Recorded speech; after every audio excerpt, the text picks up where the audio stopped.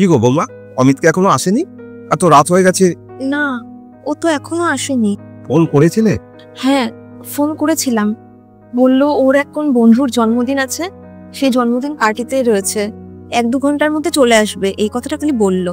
ঠিক আছে, 12টার মধ্যে যদি না আসে আমাকে জানাবে। ঠিক আছে বাবা।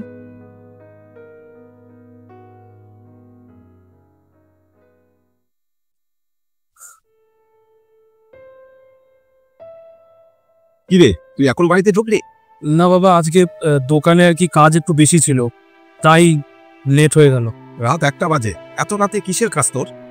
না আসলে দোকানে তো কাজ হয়ে যাওয়ার পর ওই বনজের বাড়িতে একটু গিয়েছিলাম, ওর আজকে অ্যানিভার্সারি ছিল, তাই ওখানে একটু বসে গিয়েছিলাম, আর ঘড়ির দিকে তাকানোই হয়নি। এত রাতে তো আচ্ছা ঠিক আছে, বলছিলাম অনেকটা তো রাত হয়ে গেছে, তুমি গিয়ে বরং শুয়ে পড়ো। 1টা বেজে গেছে, যেহেতু কালকে সকালে তো আবার দোকানে যেতে হবে, তাই না? যা গিয়ে শুয়ে পড়গে, যা।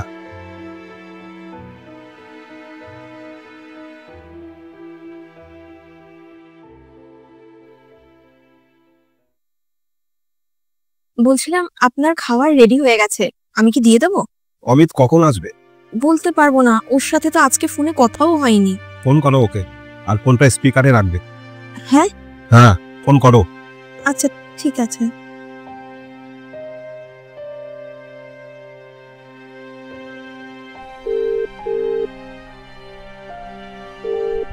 হ্যালো, কি হয়েছে বলো?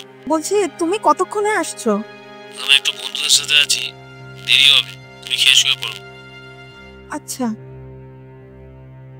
বলছিলাম আপনি খেয়ে নিন, ও ঠিক চলে আসবে। আমি পরে খাবো, তুমি খেয়ে শুয়ে পড়ো। ও আজকে আসুক, আমি দেখছি।